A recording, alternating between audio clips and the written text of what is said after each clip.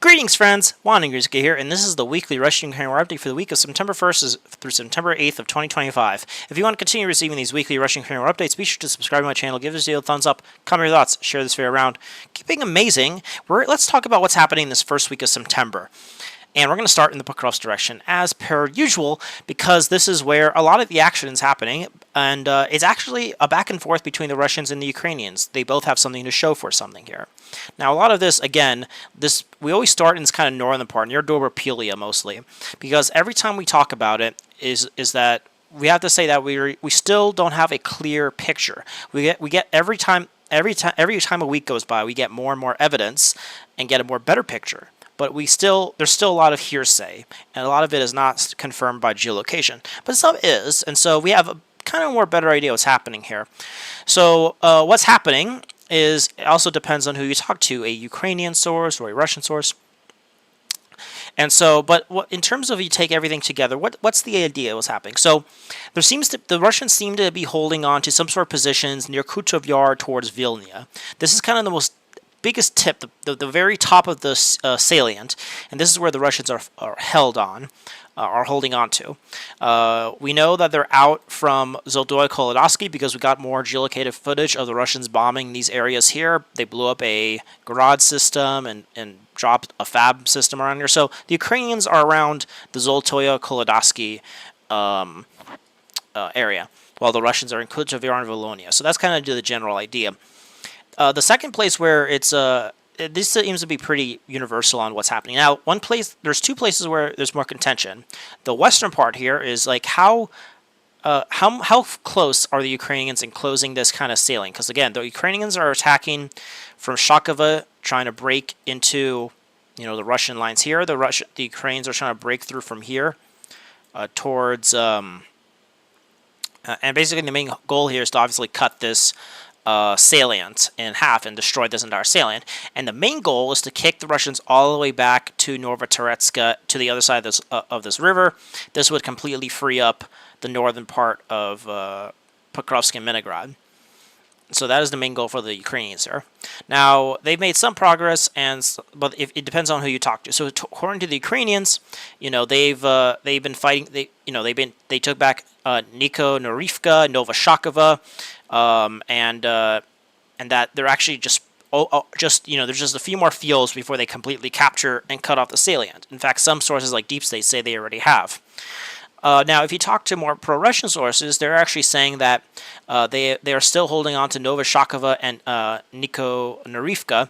Most of us are now saying that the villages of like Dorozhny and Ivanovka have fallen to the Ukrainians. But there was a Ukrainian mapper called AK or AMK mapping that said actually made another prediction, or not prediction, but a map up that said Dorozhny is under Russian control, but Nikorinivka is under Ukrainian control. So something like this, and which is really odd. I didn't think the Russians would be able to hold on to this if Nikorinivka was actually being contested. So it seems like if we had to have combined things, is that right now the battles for this kind of western lines going between Novashakova and Nikorinivka, and if the and right now the Russians are trying to hold on to their fronts kind of like this. And so if the Russians could do something like this, then if they lose Nikorinivka, for example, that'd be very catastrophic, along with Novashakova, because as you can see, then there's really nothing holding the salient together. So yeah, we shall see how that develops. And, if the Russians could fight back, because if they could fight back towards the rail line and take Dorozhny, which some people say they have taken, and Ivanovka, this gives them more breathing space and can... the main goal for the Russians probably now is just to take back Ivanovka, Dorozhny, and reach this highway here. And then, just kind of have the front line go something like this. So if they could do something like this, it'd be good for the Russians. But right now, the Ukrainians are pushing, and it could go either way, in terms of if the Russians are going to hold on to this kind of salient or if the Ukrainians destroy it. So we shall see. Now, a bit more to the eastern side is kind of both progress for both the Ukrainians and Russians. For the Ukrainian side, they said they have recaptured the village of Volodymyrivka and have taken a bunch of these fields around it and are trying to reach these quarries near Popov Yar. They're trying to reach right on the outskirts of Novotoretska. And so it just, we don't have any geolocated confirmation of this. We don't even have geolocated confirmation of the Ukrainians in Volodymyrivka yet. So this is just something that's more hearsay.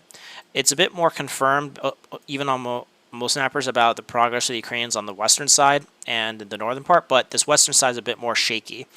Because, as we see, we actually do have geolocated confirmation of the Russians being in these fields right to the north of Poltavka, reaching kind of this road and the end of this water reservoir here, right next to Sofivka. I don't think the Russians would be able to do this if the Ukrainians could push the Russians out from the south here. So we shall see how that develops. So we're just still waiting to get more clarification what's happening here. But then again, if this is true, if they take Volodymyrivka, then it's they could definitely try to reach Novotoretska, which I think is one of the goals here, and also Popov Yar, because these line of villages of Poltavka, Popov Yar, Rusin Yar gives the Russians a forward operating position to hold their kind of this northern salient here. So if they could eliminate the salient here and then eliminate Novotoretska, which is the main stronghold that holds this entire Russian salient. Everything up to everything here and all that to the north here, then this would completely destroy the northern advances in Pokrovsk here. So the Russians really need to hold on here, but again, there's a lot of unknowns, so probably will take another week to know exactly what's going on and get more clarification on what's happening here. Now, a bit more to kind of the Minograd place here. This is also a lot of back and forths, and it just depends on who you talk to. Now, earlier this week, we actually had a Ukrainian attack into Novokonomichnia and had the Ukrainians raise their flags all over at least the southern and central part of Novokonomichnia. We didn't get any confirmation on the northern part of Novokonomichnia, like everything kind of above this highway here. But we did have the Ukrainians attacking and entering the southern part, which makes sense because remember last week they were able to do a giant incursion into Myrnia from this area. And so it seems like the Russian lines here are a lot more fluid than people might mistake. Now, that was earlier. Now, most Russian sources are saying that group was cleared and they recaptured Novokonomichnia. They also are in control of this substation here. We also have geolocated confirmation of the Russians being right on the edge of this, right on the outskirts of Bahrain here, or at least in these fields to the end of this area. So they've captured something like this. We also have the Russians doing an attacking towards these kind of small little mines here. So they're taking a bunch of these areas that are to the west of Novokonomichnia, at least taking all these southern parts. So the Russians would not be able to take this area if the Ukrainians were in the southern part of Novokonomichnia. Now, it could be this entire area might be just a giant gray zone, and the Ukrainians might be in control of everything behind Minograd. But then, maybe the Russians are, but this entire area is more of a gray zone here. So it's definitely a unknown on what's happening here. But I do believe Russian sources mostly, at least in this area, that they are back in control of Novokonomichnia, and this is just the Ukrainians trying to hold off the Russians here. So I wouldn't be surprised if something like this is the case. And the Russians are just slowly putting the squeeze on Minograd. So again, we just have to get more confirmation. If we see the Russians start bombing Novokonomichnia, then yes, we'll know that the Ukrainians are there. But so far, the only geolocated confirmation we have is the Russian, and this is the most recent ones. I think this happened yesterday. Is them clearing this area down here. So, and then also doing attack a little earlier last week in this area. So kind of at the very beginning of this week, we had the Ukrainians raising their flags in the southern and central part of Novokonomichnia, not the northern part. And then we had but then later in the week we saw the Russians kind of being in this area down here. And also I think we had a bombing of Russian positions here by the Ukrainians. So this is definitely I do think maybe the front line is more kind of solid here, and then maybe this entire area below this red line, just around this area, is more of a very fluid zone where each side could enter. So it just depends. We just need more confirmation what's happening. And then in Pokrovsk itself, we had, in terms of good news for the Russians in this direction, is that the Russians are back in Pokrovsk, according to most sources. And according to that, they have established themselves in the central and southwestern part of the city. So as you can see, Syria has the Russians taking a bunch of these residential areas in the south central part of Pokrovsk, right up to these kind of the central high-rise building area right here.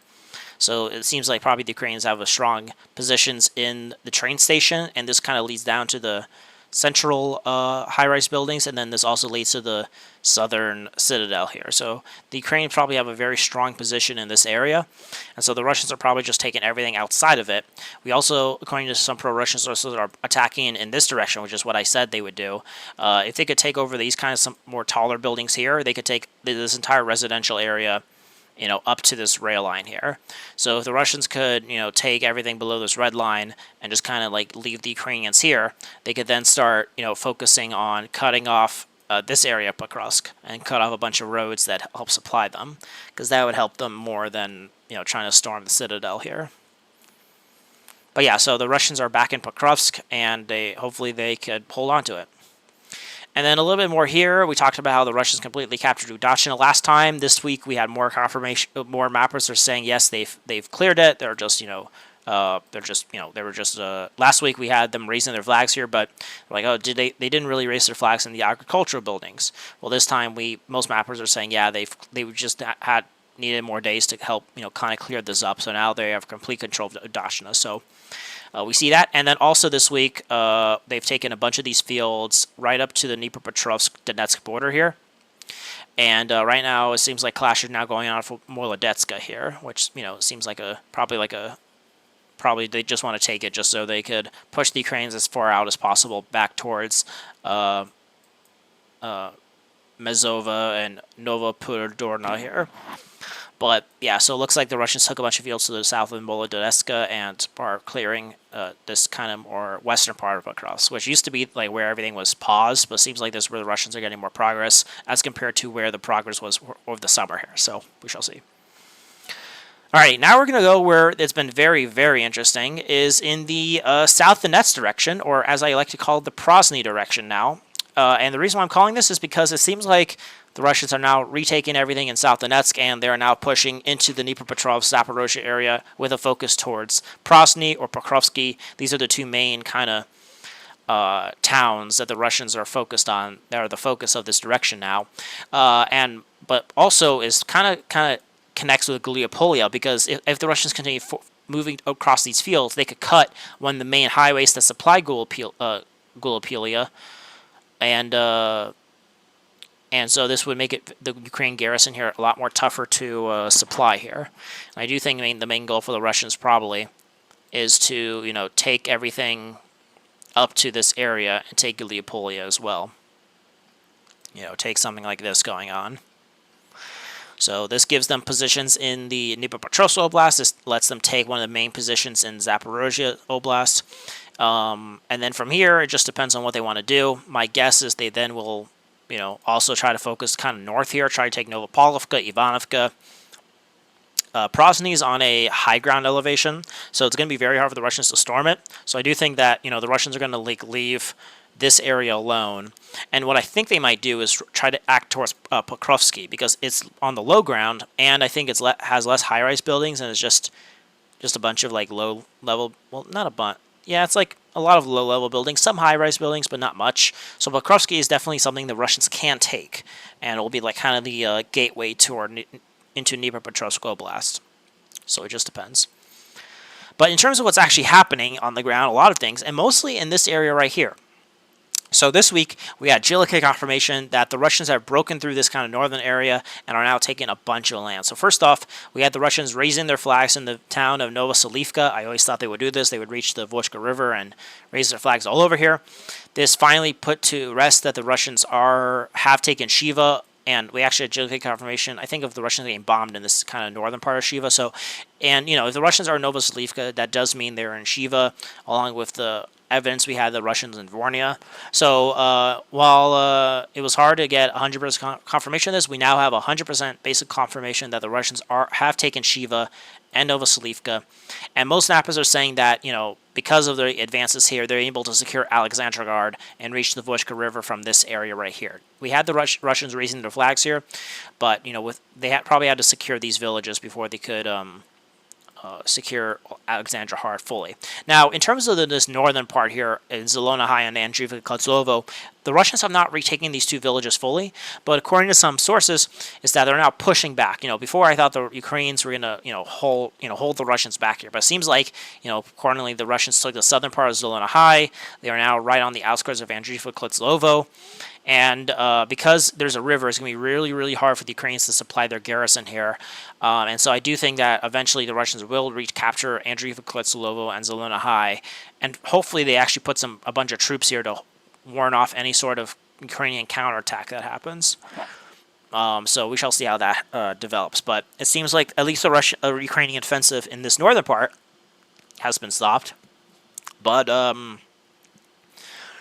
it seems like the Russians are restarting it, but they have not recaptured everything just yet. But a bunch of the advances have been happening here. Now, besides that, the Russians are now continuously pushing through these areas. They have captured the village of Kostiantynivka here, which I think is just like a one-way street village. It's not really that much big of a... Apparently there's a mailbox area here, even though it seems like there's no one there. Anyway, they've also reached the most eastern part of Sonsivka, and the battle for this village is ongoing. And I wouldn't be surprised if within a day or two that Sonsivka falls. And I said this is probably the extent of where the Russians will push, towards Sonsivka and all that, take something like this. Now, what the Russians could do is try to keep pushing this way and try to reach the village of Orozhepopol, which is on the other side of this river, and then they could capture it. Because then if they capture Alexandropol, this gives them a foothold to try to enter Velika Mikhailovka, which is the biggest, one of the biggest villages in this area, and gives them a very strong position to get on the other side of this Vochka River, which kind of splits into like this a little bit. So, we have something like this going on. So, if the Russians could take Alexandropol, this gives them a way to get into Velika Mikhailovka, and then with this, they could have a bridgehead on the other side of the river here, and this could help them greatly with when the Russians, probably once they take Zelonahai and Andriivka-Kozlovo back, they could try to start storming Ivanovka, start storming Gorilovka, and they could have positions kind of like this, and they could have a very big bridgehead here, and from here, then, they could then hold positions here, and then as they focus on Novopalovka, and then we shall see what happens with Prosny. At that point, they can begin the battle for Prosny if they want to advance, but the Ukrainians will have a very good position to knock them out. And I do think once they have this small bridgehead, I think the Russians will focus more on Novopalovka, and then more kind of focusing on towards Pokrovsk here. And try to, because then there's another river, or at least maybe it's the same river, but then the river goes kind of like north like this. And so, if the Russians have positions in this area here, then, the Russians can move along this highway and try to reach Pokrovsk in this, this river right here, take everything here, because if they can't take this then cuts the main highway to Gliapolia, and from this point, the Russians can then move northward along this highway towards the town of Bukazhivna here, this area, which will then cut off the main highway to Prosny, and then they'll have to use another road, and then then the Russians could then do a multi-stage offensive towards Prosny. So I do think that's kind of what we're going to see. It's going to take a while, but I think that is what's going to happen here. Along with this, the Russians are pushing here. They've taken a bunch of these fields to the south of Sonsivka and Vornia, taking these areas right here. And I've no doubt that within, this map has been updated with the capture of Komoshoovka here. So now I have no doubt that probably also we're going to see the fall of Ternovo very quickly because of the capture of all the fields and Zaporizhia to the south of it. So I think Ternovo will fall eventually. And then once Sonsivka falls, and the Russians take a bunch of these fields like this, then they could start storming Stepovo and Berisovo here, and take a bunch of these villages here, which I think is one of the main goals for the Russians. And from here, they could either stop, because then from here it's just a bunch of empty fields towards one of the main defenses of Gliapolia in this Uspenivka kind of row of defenses here. I don't think the Russians are going to continue pushing towards her. I mean, they might. If I was the Russians, I'd hold in this area and then kind of push along these kind of reservoirs here, and then also push along once they have positions in Velika Mikhailovka, and just kind of push across these rivers towards, this river, the Hatcher River, I think it's called, and then towards, from this area. So then the focus will be on the north here towards Pokrovsk, which will, bypass the Uspenivka defense, And then, because then once Pokrovsk and everything, if the Russians could take, something like this, take, everything to the north here, then they'll be able to then just focus moving down along the river, and then, they could then start putting the squeeze on Gallipoli as well. So we shall see how that develops. Alrighty, now we're going to go, speaking of Zaporizhia, we're going to go to the Zaporizhia direction where there's been some small changes. The biggest thing is that the Russians did some sort of big attack towards Novodolivka. We had the Russians getting bombed in these kind of fields right to the south of it. We don't know if they've entered Novodolivka. We actually don't even know if the Russians actually really dismounted here. We just showed them getting bombed here. So how much is Russian control and how much is the gray zone is up to question, but I do think that in terms of full Ukrainian control in these fields between Novodolivka and Robotyna, I do think it's less of a it's less in Ukrainian full control. Might be a gray zone thing, but I do think the Ukrainians are probably back. Their main positions are right on Novodolivka here, so we shall see how that develops. And then also in this area, we had, again, more that the Russians are battling for the northern part of Plavny. We had more confirmation of the Russians being in this kind of area here, which makes sense. But this does at least show that the Russians have reached this kind of little lake here, which they could defend really well for Plavny. Most Russian sources are saying that the Stepanor Citadel has fallen, this kind of area right here. It's kind of like a mini Ugledar right here. But Ukrainian sources are saying this is still under Ukrainian control. So just we need more geolocations on just kind of get a clarification of what's happening in the southern part of Seversk. And then lastly, we had just some more clarification on the Moloch-Takhmachka. The Russians are still in the most eastern part of Moloch-Takhmachka, but in terms of the main defense of Moloch-Takhmachka, I think they call this the prison or something. Maybe it's a factory, I forgot. But the Ukrainians are here because they got bombed here. So it seems like the Ukrainians are still in control of the main defense of Moloch-Takhmachka, but the Russians still have at least some positions in Moloch-Takhmachka. So that's the position in Zaporizhia.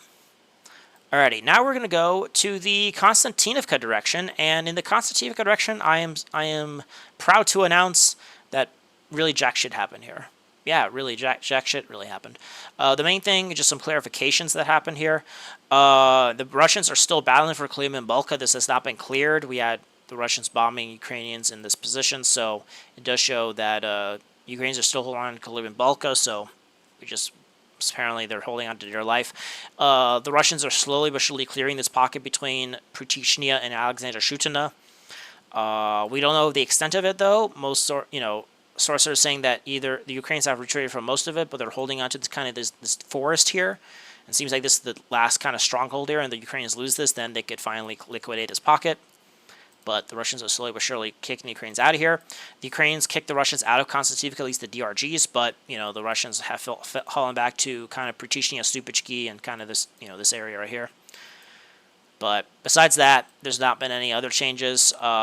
The Russian Ministry of Defense said they take Markova and Novomarkova, but we have no examples, no geolocations of this, so I don't think that's really true. It's possible, but we need more.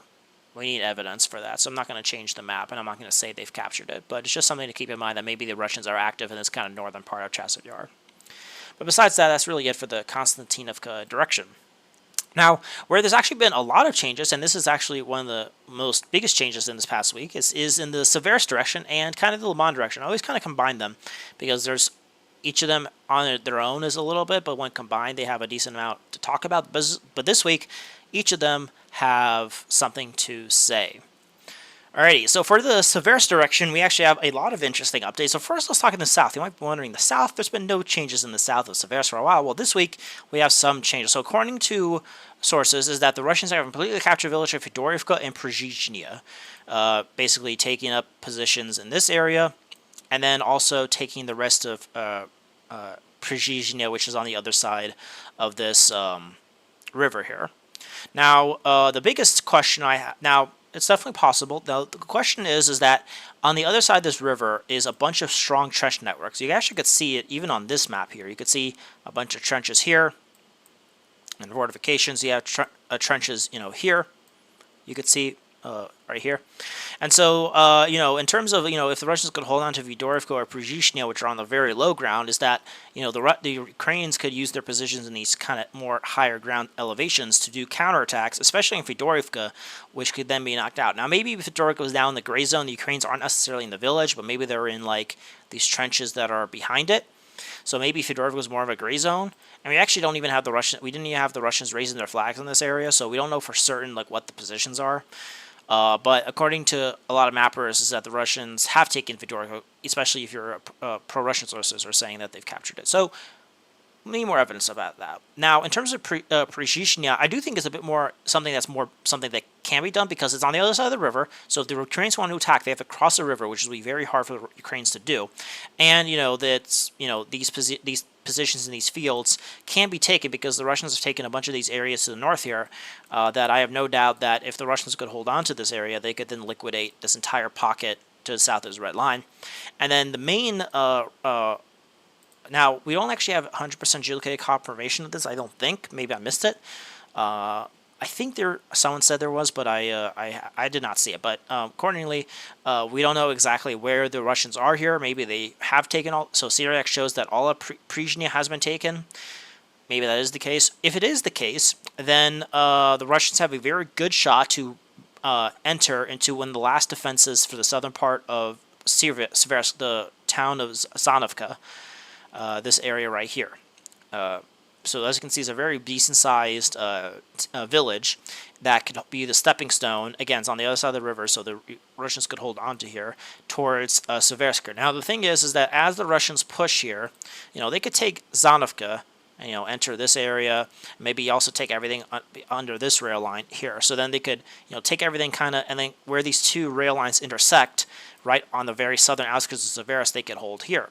The thing is, there's also more defenses the Ukrainians have here, again, on the other side of this river in these kind of hills in this area near Swatovo, Pokrovsk, and such, where they could do counterattacks. And so I do think that if the Russians, the Russians could keep moving along this river and take these villages, but the thing is that the Ukrainians have a bunch of positions in these fields on the other side of the river, which they could do counterattacks and greatly complicate what the Russians want to do, which is probably just as they're developing in the northern part of Seversk, they're developing in the southern part. And, so if the Russians are in this, have conquered this part of the northern part and they've conquered this southern part, then they could actually attack Seversk on multiple directions. The only hardest part is that these kind of hills on this higher elevation to the west of Seversk will complicate Russian progress here. But it is something that can happen if the Russians hold on decently here. So I do think maybe something that they might want to do is if they have taken Fedorivka, maybe they could continue pushing towards, maybe try to capture these hills here, to capture something like this going on. Because then if they capture like this, then they'll have a decent-sized position on a more of a higher elevation.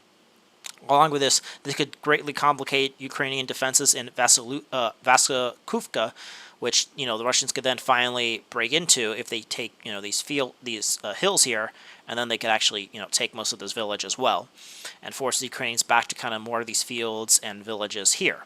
So that's probably something I would recommend. Not just take Fedorivka, but also take some of these like trenches in these hills to maybe protect your western approaches a bit better. But this doesn't help the Ukrainians being kind of the more northern part here. Might secure maybe the most southern approaches here, but once the Russians take Zanovka and start trying to enter the southern parts of Seversk, then the Ukrainians will still have more hills they could attack from. So it's definitely something that to keep in mind here. In the bit more northern part of Seversk, we talked about how the Russians captured what they call the Sherebransky Forest, or the Magical Forest, last week. This week, I basically was a big tongue-in-cheek with it. They captured like 95% of it. As you can see, technically the Sherebranka Forest is still... I don't know if this counts as the Sherebranka Forest. Maybe it's something else. I mean, if this is all of it, then... But most people, when they talk about the Sherebransky Forest, they talk about this area right here. This area, like right here. This is what they mean by the Sherebransky Forest. And then this forest is like the Swatohori National Park type thing. So it just depends on, I guess, tomato. But in terms of the actual Sherebransky Forest itself, that was kind of hampering Russian logistics to secured the northern part of Seversk. The Russians have taken most of it this week. We had more, not geolocated, but most mappers are saying that they've captured finally these southern rivers that are to the north of Grigorievka and Sherebrenka, which helps, protect their flanks here. Most mappers are now saying they've actually captured a bunch of these forests in this area between Torskoye and the river here. And actually, they said they've actually entered what they call the ostrich farm, this farm right here. And they said the Russians are in this ostrich farm, in this kind of area right here, and are right on the outskirts of the village of Yampil. And so, this kind of leads us to the Lyman direction a little bit, but right now Yampil is the gateway to the southern part of Lyman, and they need to take Yampil if they want to cut the highway between Lyman and Seversk, but also start, encircling Lyman from the south, just as they're trying to encircle it from the north and such like that. Anyway, and then the last thing in the Seversk direction is that, according to some even Ukrainian sources, that the Russians are actually operating up to this Bakhmutka river here. And that, we have Russian positions in here, in this kind of position here. And so it does show that, the Russians are, everything to the other side of this red line is a bit more in a maybe gray zone. But it would help the Russians a lot if they could secure themselves on these kind of like trenches and fortifications that are to the north of Seversk here. If they could hold on to this area, they'd be in a very good position. And then lastly is that if the Russians could break through towards Yampil, then the Russians could then reach the Seversky-Donetsk River from here and then storm the village of Dronovka, which will give the Russians a forward position on the other side of the Bakhmutka River and also be like kind of the main operating base for the northern part of Seversk. Because as you can see from here, there's really nothing else the Ukrainians could hold on to until kind of more back here. So it'll be taking Dronovka will be a very good gain for the Russians to secure the northern part of Seversk here. So we shall see how that develops. Now, speaking of Lyman, one of the main things to talk about in this area is the Russian position battles for Shelinokovko and Zaporizhia. This is where the two main battles are going on. Let's talk about Zaporizhia. This week we had more mappers are updating. We actually had geolocated confirmation of the Russians raising their flags.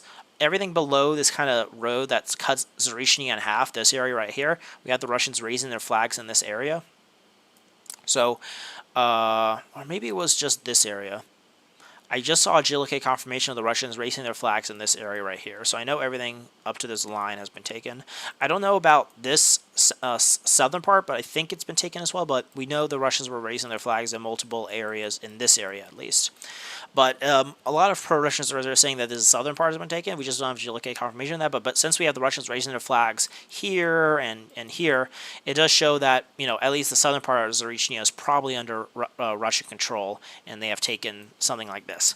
Now, the northern part is still under Ukrainian control, but most sources are saying that the Russians are operating and, crossing the river here and entering the most northeastern part of it, and that only like the northwestern and northern part of Zaporizhia is under Ukrainian control. So the battle for Zaporizhia is now fully in process.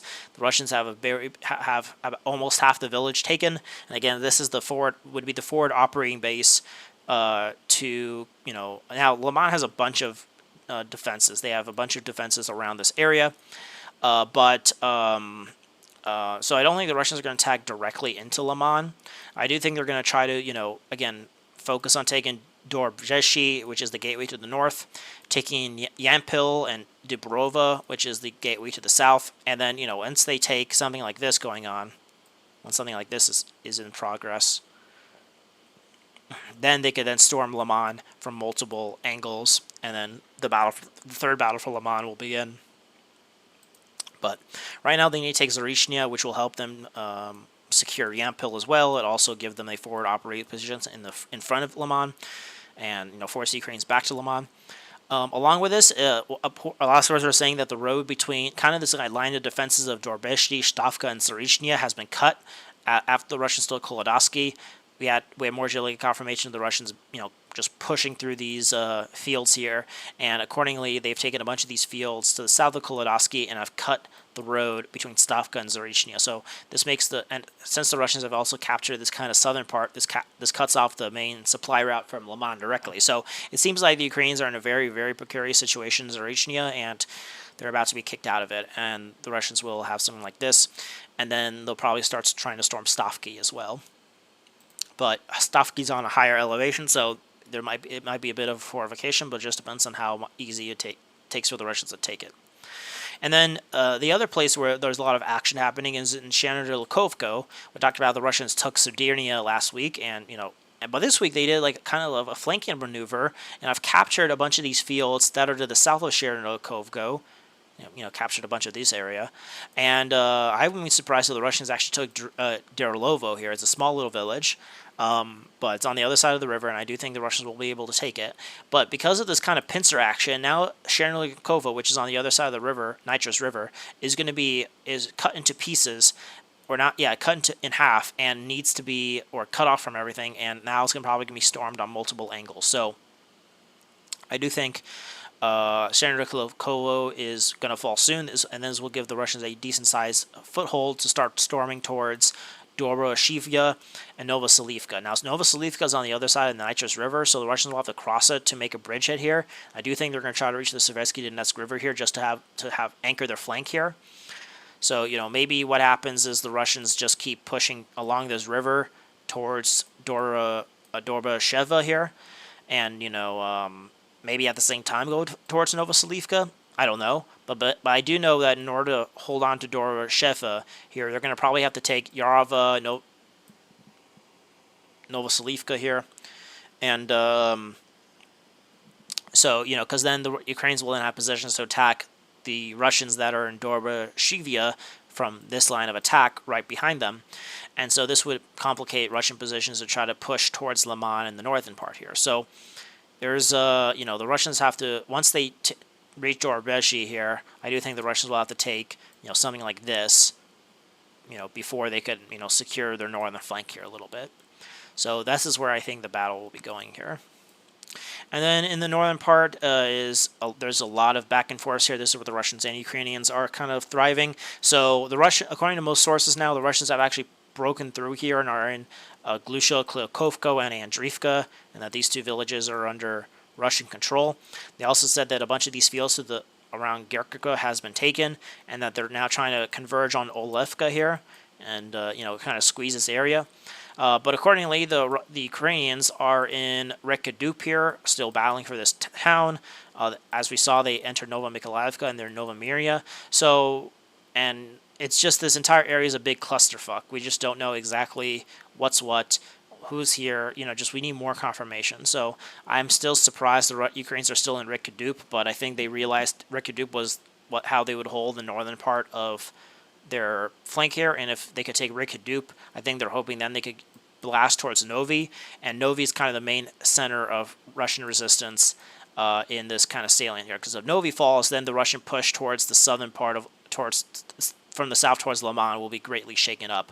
The Russians need to control their northern flank here a little bit, try to control Kharkovka, Rekedup, Andriivka, Olivka, take everything behind this red line, and then from here they would be in a much more better position to hold on to their bridgehead here, because then it'll line around the Nitrous River, and they'll be in a better position here.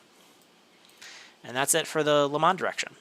Now we're going to go to the Kupyansk direction, and this Kupyansk, Kharkov, Sumy area, this kind of northern flank, there's actually not been that much changes this week, so I'm going to combine them all into one area, and there's been some small changes, but we'll talk about all of them in turn.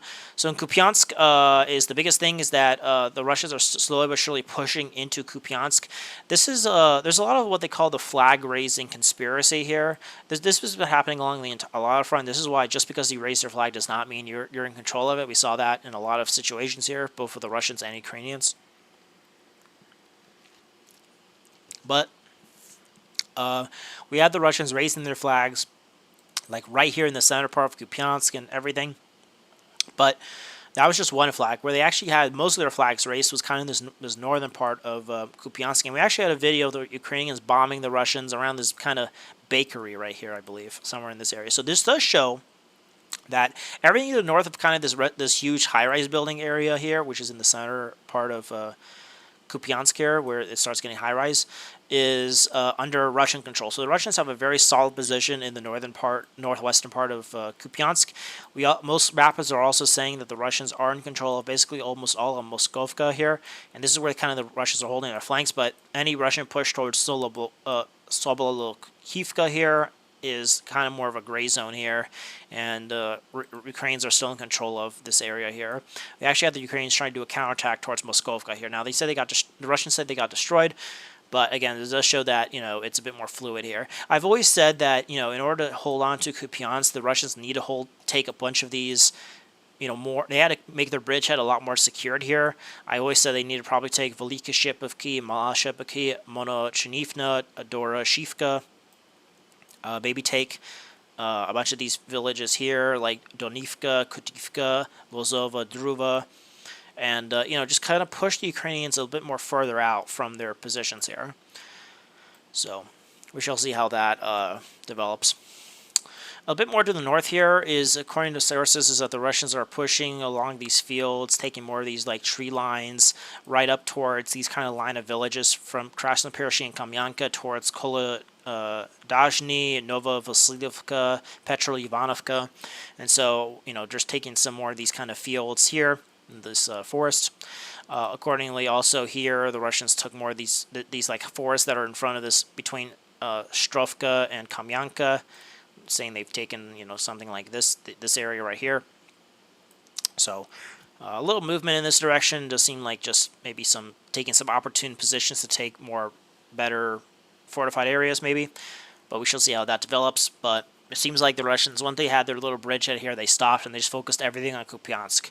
Again, I think the Russian command here is just looking for glory, because Kupyansk is a big glory. If they could take Kupyansk, I mean, that's like on top, that's like taking Pokrovsk or Kostiantynivka. It's one of the biggest cities to be taken. And so they take it, they'll get a lot of credit. But, taking all these little villages is just little villages. They don't really get much credit. But the thing is, if you want to take Kupyansk, you need to secure their bridgehead here a little bit more better. And I do think this will make the Russian push towards Kupyansk a lot more harder. Along with this, accordingly, because of the Russian push into the northwestern part of Kupyansk, this has led the Russians to take more of these fields to the northeast of Pokrovsk, and taking more, securing themselves in these forests here a little bit better. So I wouldn't be surprised if the Russians actually, kind of use this forest as a staging ground to launch attacks into the, the northeastern part of Pokrovsk, like they did earlier this year, and try to secure themselves in this kind of high-rise building area in the north here, which coincides with the Russian push in this area. So I think, maybe that's something they could do here, is to push towards this area, and this would also allow them to cut off Petropavlovka here. And then in Kharkov, there's only been some small changes. The biggest thing, accordingly to most mappers, is that the Russians have actually been trying to clear this forest in the southwestern part of Volchansk. They have actually taken a bunch of this forest here, which I thought they wouldn't do. We talked about how last time the Russians cross the river here in Volchansk and have positions in this area near the butter factory. That happened a little while ago, so we don't know if they got destroyed. But if the Russians are clearing this forest, this does show that maybe the Russians still on the other side of this river, and the Russians could take this butter factory, this area right here, as you can see. This is the butter factory. Or is that butter factory? I think that's what people have been calling it. But then if they could take this butter factory, then they've taken one of the biggest defenses for the Ukrainians in the southern part of Volchansk. And then, just the most southern part of Volchansk in this kind of area right here with these high-rise buildings will be the last biggest fortification the Russians need to break in order to fully secure Volchansk. But I wouldn't put my breath on it, because this area has been kind of small-scale action for the last couple months. And then in Sumy, there's been no changes. Most mappers are now coming around to saying that Yunatovka has been completely taken by the Russians, and we're just waiting for the Ministry of Defense to kind of confirm that, basically. So that's the end of this video. Hope you guys enjoyed this weekly Russian-Ukrainian War update. Be sure to subscribe to my channel to continue receiving these weekly Russian-Ukrainian updates. Yeah, be sure to subscribe, comment your thoughts, share this video around, and hope you guys have a wonderful day. So aim high and wander on.